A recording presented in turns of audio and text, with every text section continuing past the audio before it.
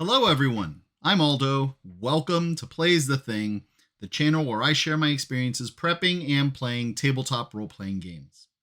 In today's video, we're going to continue to discuss ShadowDark, that dark fantasy role playing game written by Kelsey Dion and published through her company, the Arcane Library. Unlike my recent videos on ShadowDark, however, we are not going to be continuing to discuss the Gloaming, which is the setting and the campaign that we've been running using Cursed Scroll #1, which is the zine that Kelsey publishes for ShadowDark. We will be continuing this eventually. It's simply that as we were gearing up for session 7, we had some folks who were very much involved in that game drop out at the last minute because life got in the way. And rather than continuing with their very notable absences, I decided it would be best if we just ran something new. And this is on a Thursday or so that I made this decision. Game day is Saturday. I had a very, very busy week. So I basically announced to the group that we would be running Midnight Sun, which appears in Cursed Scroll #3 and is a Viking-inspired game. Aside from announcing that, I said that there are two new classes in the book. One is the Seer, the other one is the Sea Wolf. I didn't even give too many specifics as to what those were. I just told my players that that's what we would be doing and playing. And then I went about my week and doing my best to prepare. And preparing was initially from Thursday and Friday and into most of Saturday was just reading through this with the few moments that I had left to get a sense of what was in the setting. Now, I want to kind of say one of the reasons that I started producing Plays the Thing is because I wanted to show what play was like, warts and all. And unfortunately, doing actual plays is not really a possibility because a lot of my players are just not interested in broadcasting themselves out to the world, which is fine and understandable. I get that. But I wanted to show what it was like from the game master side to prep and to struggle with prep and to make mistakes and to have successes and to just what that process is like, to show what that process was like, right? So this is me trying to launch something, under a pressure of time, which I think a lot of game masters end up working in that way. And so, me presenting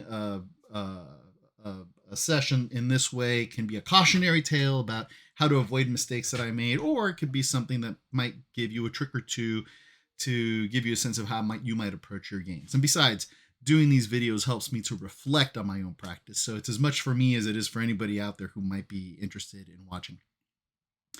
All right, so here we are. I've been reading for a few days, getting a sense of what's here. Again, with all of these cursed scrolls, there is so much. Each one of these presents a setting. We have a little mini hex map here of the Isles of Andric, right? Which it has many keyed locations with interesting situations in each one.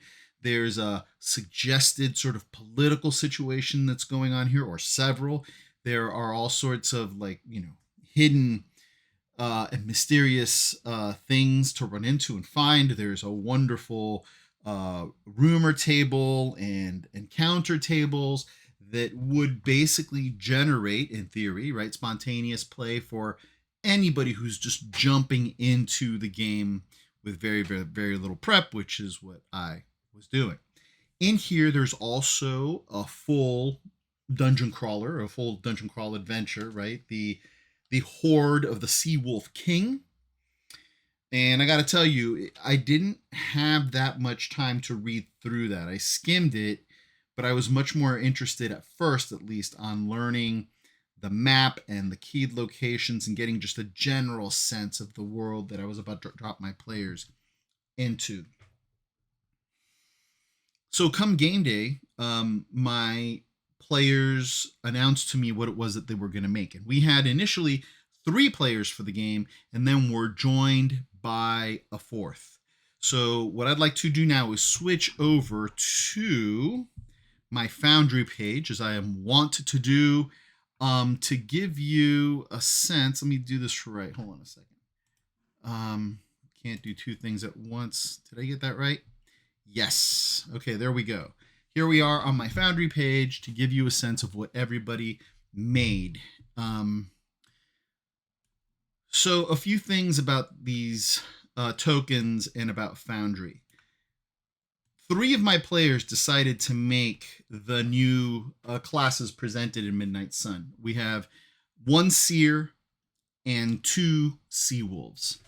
The 4th player who joined at the very last minute, and we were so happy to have him. He's a very good friend of mine who doesn't get to play with us very often because life is busy, but he was able to jump in. He made a core class. He made an Elven Wizard. So that is not a problem. But the other classes are not supported by Foundry. The Seer and the Sea Wolves are not supported by Foundry. So when I click on these tokens in a moment to introduce you to the characters, you'll see that some of them might have some stats kind of filled in and stuff, but they're not in any way completed characters. They don't have all of the talents and the equipment and all of that that is unsupported by Foundry.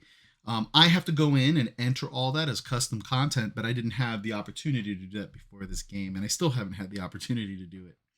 So anyway, enough of that caveat. Let me go ahead and introduce you to the characters. My friend Jen made the Seer.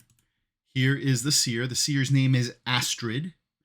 Her background is that she is the apprentice to a Seer, and we decided that that was her mother. And that's all she told me at this point. There's a little bit more background information that she revealed the moment we started play, but this is not the moment we started play. So I'll reveal that later. Next, my friend Dan made Floki. Floki is a sea wolf, and sea wolves are basically raiders. They get advantage with, with anything having to do with navigating dragon boats and all that stuff. And his background is that he is God touched, right? Which I think is really cool. It's one of the new backgrounds in Midnight Sun. The next sea wolf, because we had 2 players making sea wolves, was Mike's character, Seowald. And there he is. He is there in all his kind of raging glory. And his background is that he is the son of a Jarl, which we left vague. Mike was thinking maybe a second son or something like that. But that is Seowald. And then my friend Alex made an Elven Wizard. Straight from the book. Gave him purple skin, and if my colorblind eyes are right, that's kind of like reddish hair. But anyways, he's kind of the odd man out, right? He's the if you play the game, which of these things are not like the other. Well, Millel, our Elven Wizard, is the one. So there we are. They made those characters. I was listening to them as they were making their characters, watching as they were making the characters, trying through their questions and all of that to also read through the horde of the Seawolf King to see if I was going to drop them into that adventure. But truth be told, we were about to start playing. They were winding down their characters, and I did not have command of that adventure yet. And it's well written enough that I could have probably just, read ahead as we were playing a little bit and just stayed 1 foot in front of the characters and players and kind of figured it out that way. Kelsey writes these adventures in ways which you can just sort of look at a room, and because of the layout on the page, it's very easy to break down what's there without having to kind of like have the whole adventure in your mind. But I did not want to do that. So I was kind of not panicking, but there was a little bit of I was feeling a little bit of pressure about giving us at least a little bit of a ditty that night. And then I realized that another wonderful thing and very simple thing that is here is a map for a monastery.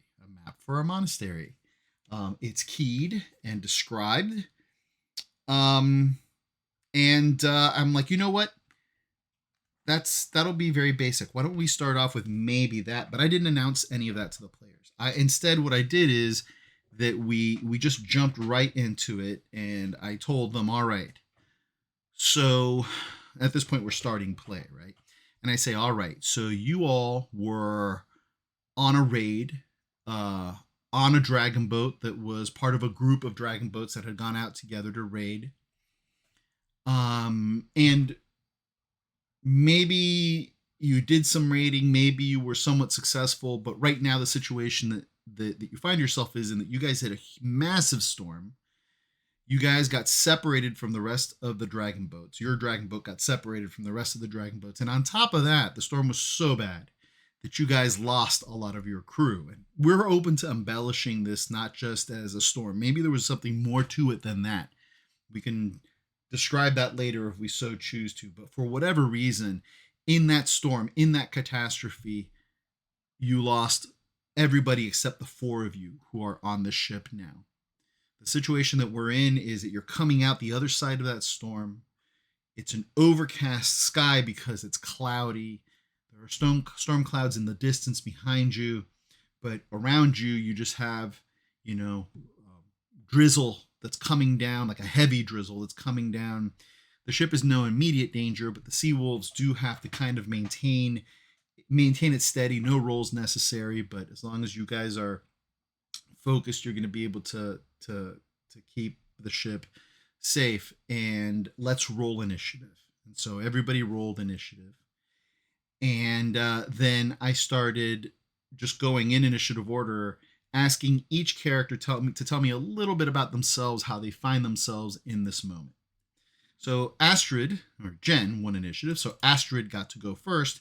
And what Astrid told me is that she was very pensive and a little bit withdrawn because she had gone on this raid. She'd volunteered to go on this raid because her brother, her dear brother, it was his first raid, and she wanted to come along to help him with his destiny, with his fate, to advise him as he went on this first of missions. And unfortunately, he was one of the ones that was lost at sea. I didn't tell her that. I didn't tell Jen that was the case, but Jen told me that that's the situation that her character Astrid found herself in. And so that she was kind of right now hunkered down in the boat, kind of lost in thought, thinking about the fate of her brother and whether or not she had failed him and all of those kinds of things. My friend Dan had the second initiative, and so his character Floki was the next one to kind of be situated. And Dan didn't give me anything heavy in terms of backstory or anything like that, which is totally fine. He just kind of described Floki as being focused, clear-minded, maybe the one that was being most attentive, most business-like to sort of maintaining the ship and to taking stock of the situation. And, if at least one of his friends was a little bit withdrawn, he was going to be compensating for that by being, alert and focused and thinking about their situation in a very immediate sense. So that's what Floki was up to. Then my friend Alex was the next one to go. And I remember that I'm going to switch these here. My Alex was the next one to go. So he told me a little bit about Milel, the elven wizard, which I was very curious about because obviously he doesn't seem like the others. He's not a Nord. And so I asked Alex, is he of the elves of kind of Alfheim, or is he from another part of the world? And Alex said, well, he's from another part of the world. He comes from an enclave of elves that are very isolationist. And he, being a scholar, his background is that he's a scholar, was very interested in the world beyond. And so he left home seeking knowledge and fortune and maybe some other things, mostly knowledge, but maybe some other things, maybe some other lore. We haven't really decided on what his ultimate motivations are. But he is interested in different people and other things. He may or may not have an interest in specifically the Isles of Ulrich and what they might offer. But if he doesn't have any designs on the region, he was interested in and fascinated by these Nords that he ran across and found himself joining along. In that sense, he's kind of like the Antonio Banderas character in the 13th Warrior, except that he doesn't have all the hazing that character had to suffer through, Mike chimed in for his part and said that his character, Seovold, was accepting of Millel because he made a connection with Millel and the elves of Alfheim and all of that. And so for him, whether or not Millel agreed that he was of them, Sealvold had decided that they were kin enough and had accepted him into the fold. And so that brings us to Mike's character, Sealvold, in terms of what he was doing in this particular situation at this particular moment. And this response made me smile because Mike said he too is like, making sure that the ship is safe and staying afloat and all of that. But he was also, unlike Floki, who was very businesslike, Sveovold was railing. And he was railing, Mike chose to say that he was railing against all of these people that had started to invade their lands and bring these strange religions and preach to them about their strange gods, and that it's undoubtedly the fault of those intruder gods that had brought this ill fate on their crew and all of that. And that's the point where I smiled, because I'd already decided, of course, that I was at least going to present them with the monastery as the first thing that they would see. That's something that I had already decided. So as Seovold was railing against, these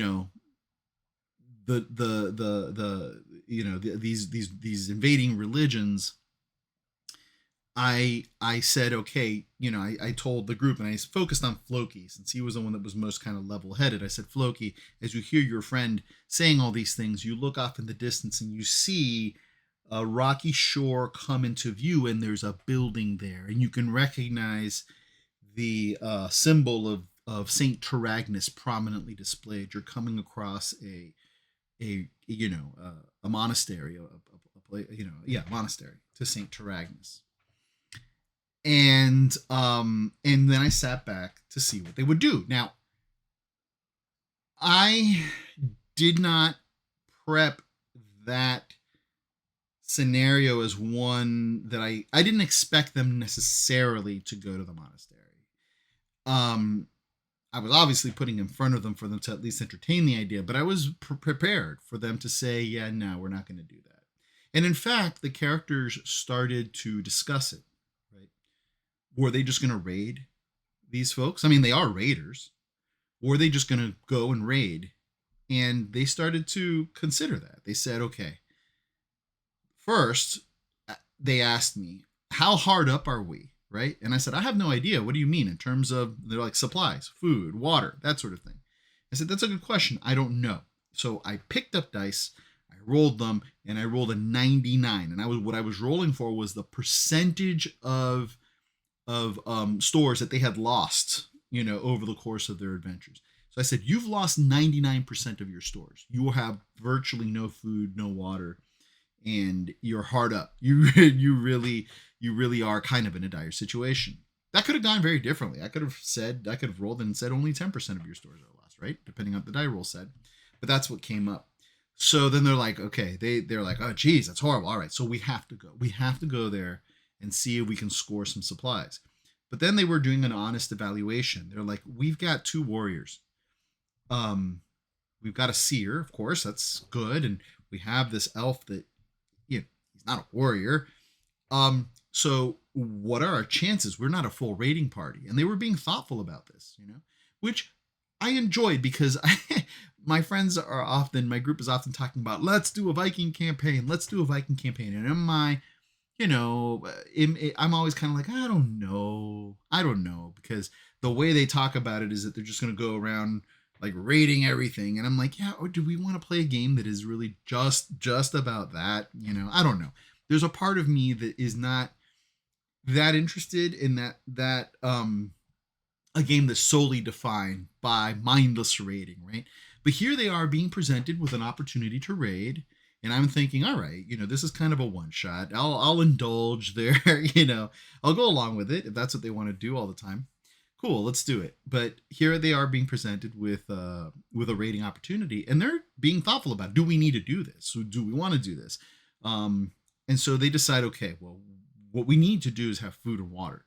So let's come up to shore and disembark and try to see if we can find, do they have like pens of animals that we could, steal some of their sheep? Do they have a well where we can get some fresh water, things like that, without having to raid?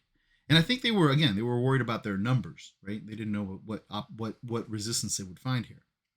So I had them come up, and they came up on shore, on a rocky shore, and this is where I made my first real mistake.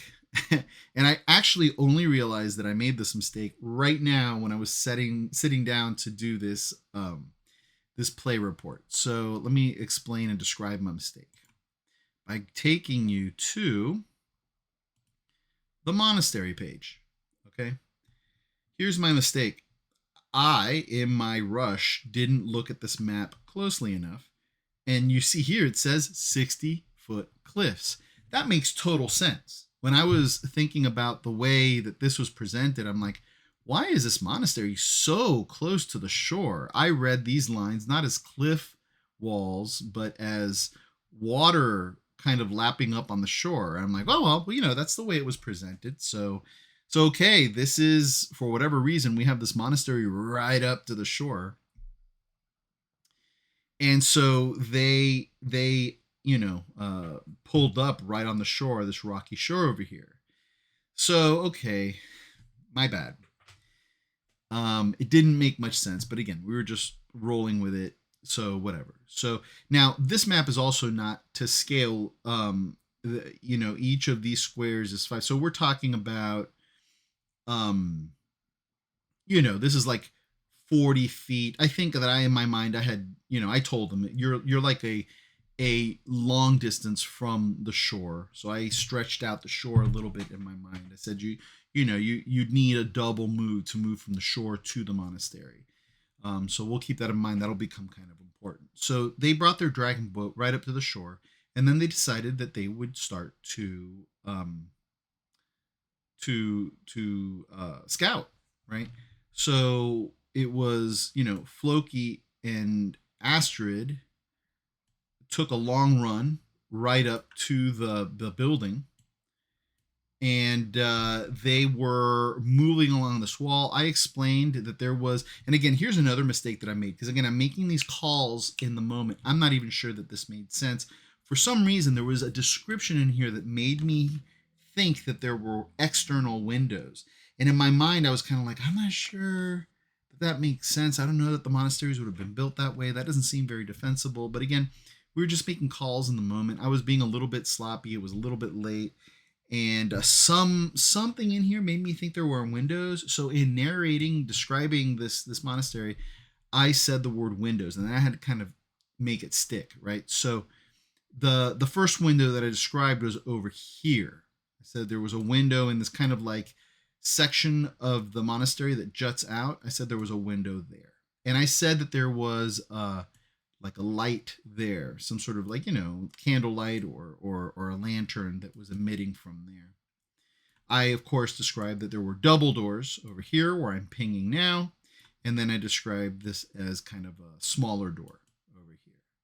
So Astrid and Floki ran up and tried the door. The door was locked, so they couldn't slip in that way.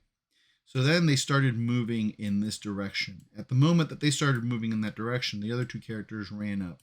And again, this is not to scale, but just to give you a general sense of how they were positioned. And they came around this side of the building here, and this is where I had other windows. And I think there was something about the room description made me think that that's where the windows were. I don't know. But anyway, I said that there were windows here as well. And they could hear, they decided to listen, not poke through, and they could hear that there were people cooking, and they could smell this, to their noses, very delicious stew that was being cooked. And they were basically acolytes that were in there discussing just life at the monastery. And one of them was kind of being chided a little bit for being the abbot's favorite, and they were just going about their lives. So it was funny. The players actually said, my character's mouth was watering, just smelling that stew and stuff like that. And you could almost see them like, smacking their lips in anticipation of a meal. But as they kind of scanned to the north here, they realized, okay, they without circling the whole monastery, which is I think what they were going to do, they came to the conclusion, okay, if they have anything, it's going to be in the monastery. They couldn't see any pens or anything out here, and they're just like, there's got to be some sort of courtyard, so or something, some stores here where we can maybe try to sneak and get some food.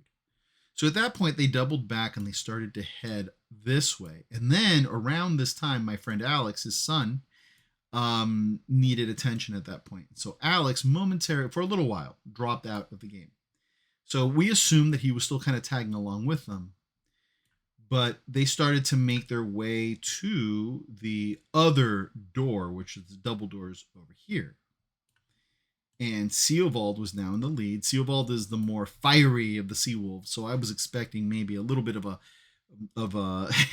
of a less cautious approach, but he was very good about sneaking under this window. He said, "I'm going to sneak under this window. I'm not going to look in." And Astrid was on his heels, and she also made it across. So they were kind of heading over to the double doors.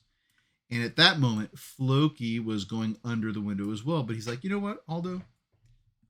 I'm going to look up and peer in the windows to see what I see, because there was a light that was emitting from that room, and he was curious. And I said, that's fine, So I had him make a roll, and he rolled abysmally, right? He rolled really, really, really poorly. And I had the person that was in that room make a roll, and they rolled successfully. And they ended up, Floki ended up locking eyes with the abbot. And I'll pull him out here. Let me see. I actually had tokens for you. We didn't end up using the map.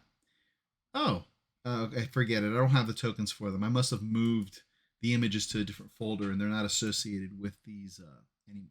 Anyway, it doesn't really matter. He ended up locking eyes with the abbot. And you know what? Let me see if I can drop something. Nope. No. Okay. All right. Floki ended up locking eyes with the abbot.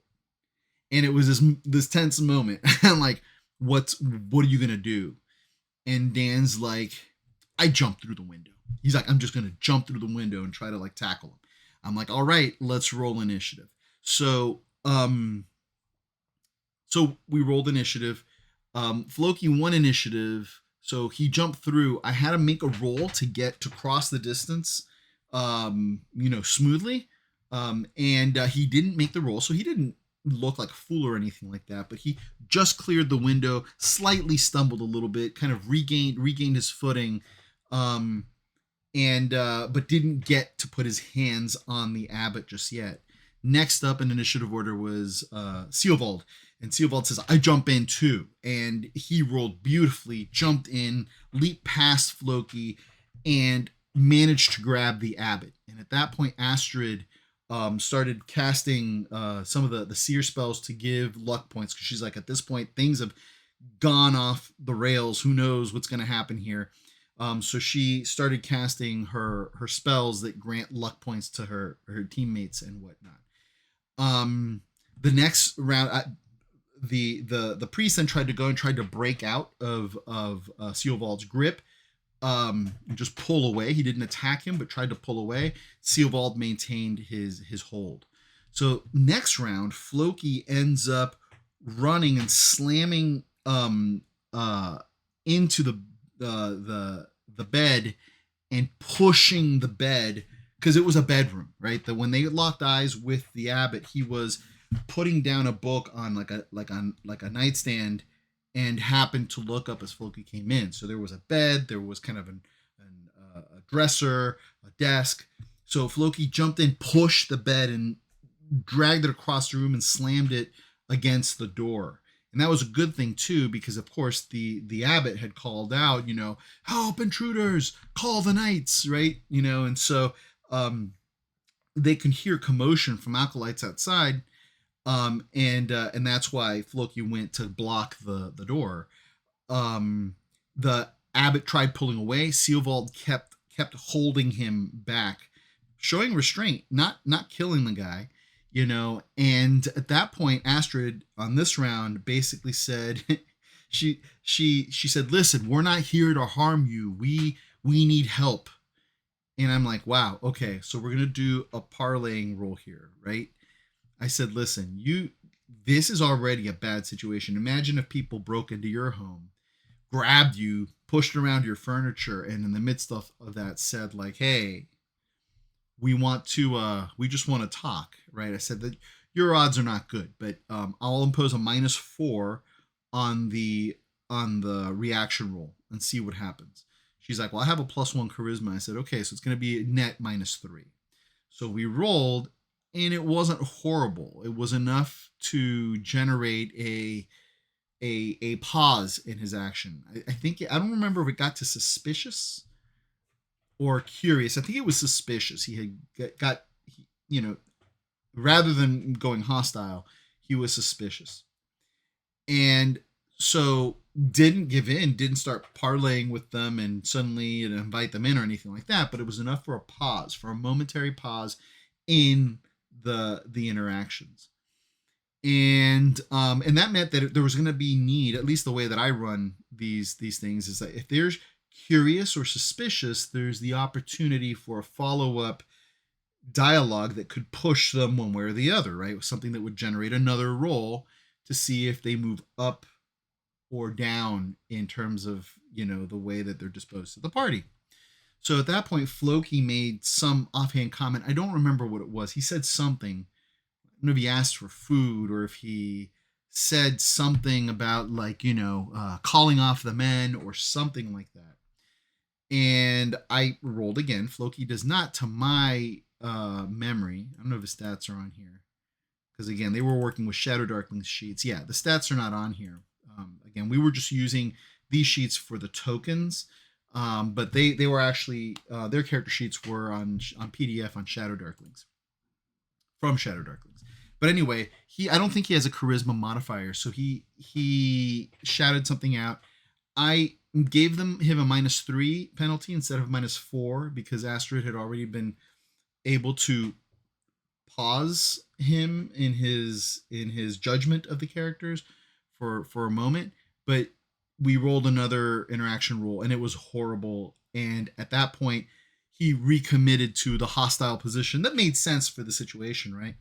So the abbot broke away from Sealvald with that and managed to get to a stand where now they could see there was a suit of chainmail on the stand, but more importantly, a mace.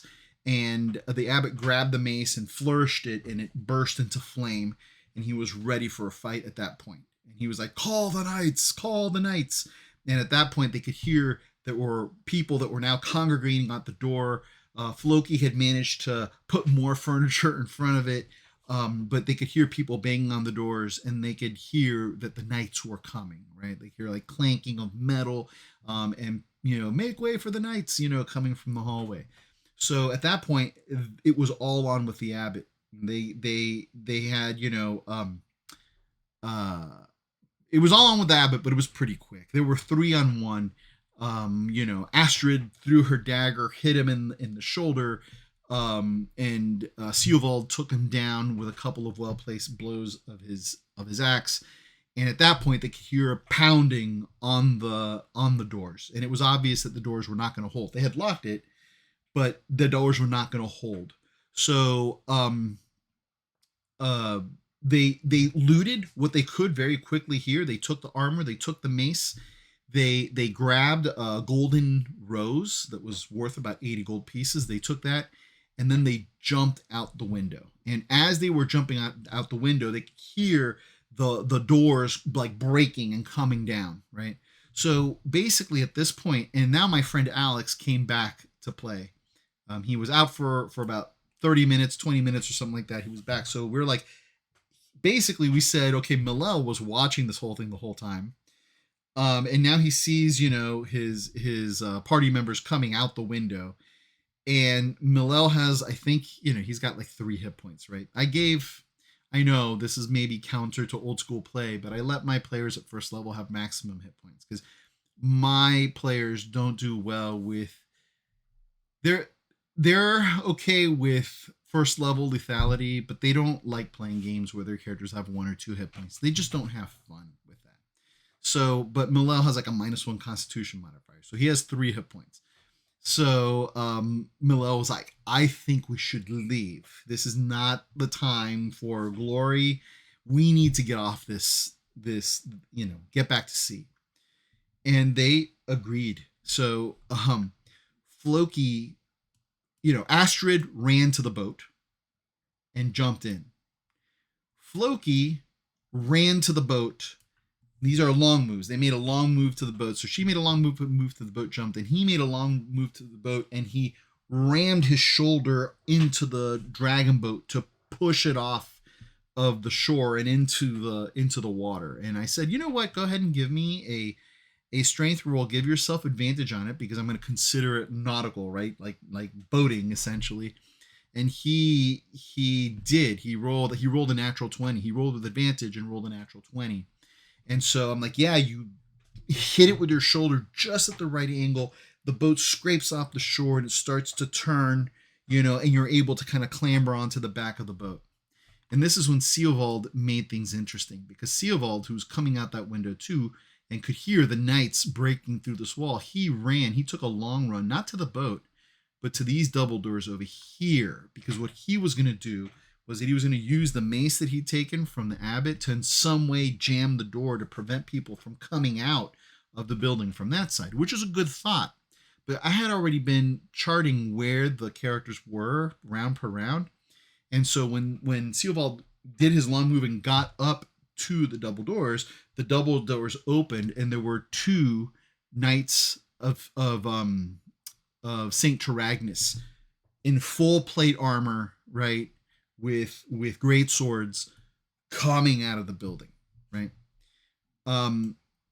Millel, for his part, started running to the boat, but stopped halfway when he saw that Seovold was not going with them. So he didn't want to abandon his friend. So he stood halfway between the boat and the abbot's window. And he saw as the doors opened. And there was this moment of looking at each other. And then Seovold went for it, hit one of the knights really hard with his weapon. The knight kind of stumbled back, but not dead. The other one took a swing at Seovold and missed. Seovold hit the guy and then ran, because you can do that in ShadowDark. So he hit the guy really hard, like I said. The guy fell back, and then Seovold ran, right? A half move, essentially, or on his normal move. He didn't do a double move because he had attacked. The other knight came running after him and swung but missed. And I ruled that because the other knight had been hit so hard by Seovold that he could move up, but he couldn't attack this round, right? So the 2 knights were basically on him, one swinging at him. And then Millel decided, seeing his friend running at the boat with the 2 knights coming in after him, Millel says, I'm going to cast Magic Missile. Rolled, and there were so many of these this game. Lots of natural 20s this game. Millel rolled with advantage, because Magic Missile's always rolled with advantage. Scored a natural 20. The wounded knight that was coming up behind him, he hit him straight in the face and just like exploded his head inside his helmet. The guy fell back, right, dead, which meant that there was only 1 left on Seovold. So next round, they could see that the knights that were busting down that door had finally made it to the window. So yes, we had the 1 knight that was chasing Seovold, but 2 knights that the following round were going to be able to jump out the window and come after them. So that would have been 3 knights. So Seovold takes a double move to run to the boat. To run to the edge, not to the boat, but to the shore. And Millel jumps onto the boat as the knight that was following Seovold comes running after him. At this point, Floki has taken his bow and has fired a shot at the uninjured knight that was running in their direction. So that uninjured knight gets hurt, comes running up behind Seovold. Seovold turns around and attacks him and kills him. I think Astrid also had a dagger shot in there as well. So they managed to take that knight down. The other two knights come out the window. At this point, Seovold clambers onto the boat, but these guys are only one move away from the shore. They can still kind of like wade into the water and come onto the boat and present somewhat of a challenge, right? So Floki ends up firing. Um, oh yeah. So it's actually my bad. Everything happened as I said, except that the knight that second knight was not killed. I'm sorry, I misspoke. That second knight, Seovold had taken a shot at him and injured him. The arrow had hit the knight in the shoulder. Seovold did manage to get on the boat and all of that. All of that happened, but that knight was still standing. So it was at that point that Millel, who had climbed on the boat, did another magic missile and again rolled with advantage because it's always rolled with advantage. And this time he rolled another natural 20. So ended up killing that one. And that forced a morale check, right? Because now there were 4 knights, 2 of them were dead. So I had to make a morale check and I failed, right? The Knights of St. Taragnus failed. So as the dragon boat started going back out to sea, the other 2 knights come running up to the shore, and rather than wading into the water and trying to get on the boat, they stop at the shore as if, like water is acid or something. They stop at the shore and just kind of look helplessly at the sea wolves as at the crew as the dragon boat takes off. And Seovold laughs and turned his back to them and just kept laughing at them. Floki made some lewd gestures and stuff, and the ship kind of like the dragon boat kind of went away. And that ended basically the little encounter that I set up for them. Everybody had a really good time, including myself. We played a little bit more because they still didn't have the food that they needed. So, and they were curious about like, well, what's going to happen now? And then like, can we just like, now that we found land and we know there's land, can we just kind of sail around this landmass and see if we can find something else to feed us? And I'm like, yeah, sure. They made some rolls, and I said, okay, you see 2 things. You see a forest, or a forested area. There might be fresh water there. There might be game there. You're welcome to get off the boat and go forage or hunt there. And you also see further past that, you see in the distance like a fire, like a chimney fire, right? Like a chimney smoke, I should say, chimney smoke. And so there's probably a settlement over there, so you could try your luck with the settlement. And I decided in my mind, if they go to the settlement, they're going to have to make some sort of interaction, there's going to be some sort of reaction roll, which may result in a combat or not. Or they can chance a random encounter roll, a wandering monster roll in the forested area. They were wise and went for the forested area, I think so. Or I don't think that they went to the forest. They did go to the forested area. I think it was a wise thing to do. I rolled a random encounter check. There was none. They made a foraging check or a survival roll essentially, and managed to be able to find game to feed themselves. And then we closed it off there, except that we decided that they got to a Nord settlement, because none of these were Nord settlements. They got to a Nord settlement just south of the Isles of Andric, and that was an opportunity for them to sell that rose that they stole from the monastery for 80 gold, and then use that gold to do a little bit of carousing, do a little bit of downtime activity. And that was a lot of fun. We've done downtime activities once before in ShadowDark in the other game. But this carousing outing was a lot of fun. Floki won a blindfolded knife throwing competition, and was like a local hero for a night or 2. Millel and Astrid got into trouble by saying who knows what in a bar, and got barred from that tavern. We're saying, I think, that it was Astrid who said something acerbic and unpleasant, and Millel got kind of blamed by association. At least that's, I think, how they were working it out. But whatever, they got barred from a tavern, and of course, Theobald burned down a building and got thrown in the stockade for 4 days. So that's how all of that went. And like I said, a good time was had by all. So an imperfect session. I made some miscalls in terms of like the way the map was presenting the monastery to me. I made a mistake maybe in the placement of some windows, but I don't think anybody's taking me to task over it. In the end, we had a really good time, and I think Midnight Sun, which was intended to be a one shot, ended up being the start of probably a new game, a new ongoing campaign that'll run side by side with the Gloaming to some degree.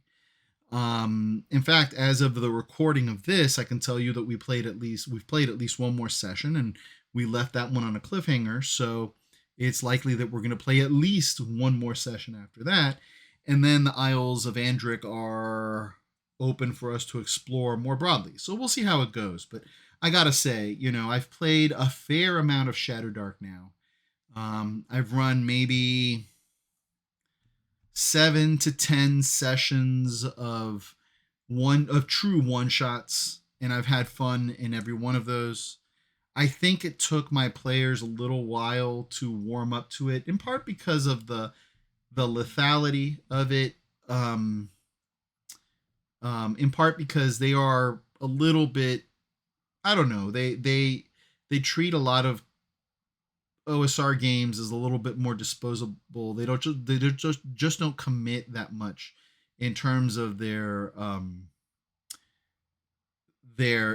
invest as much in them as they do in other games. And I think it's because they perceive that their characters won't last long, or that it's just kind of a flash in a pan and we're going to move on to something else.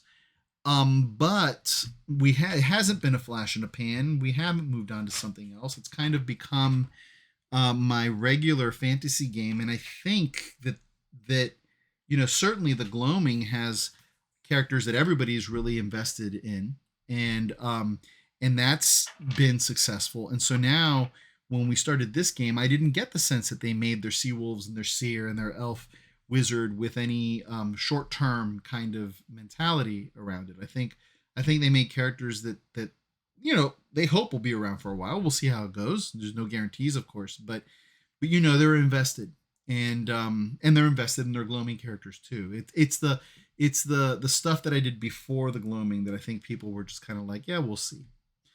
But we're seeing it's good. This is a good game, I think. We're certainly having a lot of fun with it. I love it. And we'll see how it goes. So there you go. We have Midnight Sun, we have the Gloaming, we have Champions now. Those are the 3 games that I'm kind of juggling right now. And we'll see which one I post about next. Probably the second session of Midnight Sun will be coming to the channel soon. And then, we're going to probably play the Gloaming maybe as early as this weekend and continue that story. All right. Well, enough jibber jabbering. Thank you so much for your watching, if you stayed this late. So thank you for seeing it through. And as always, I wish you good health. I wish you good cheer. And I wish you good gaming. Goodbye.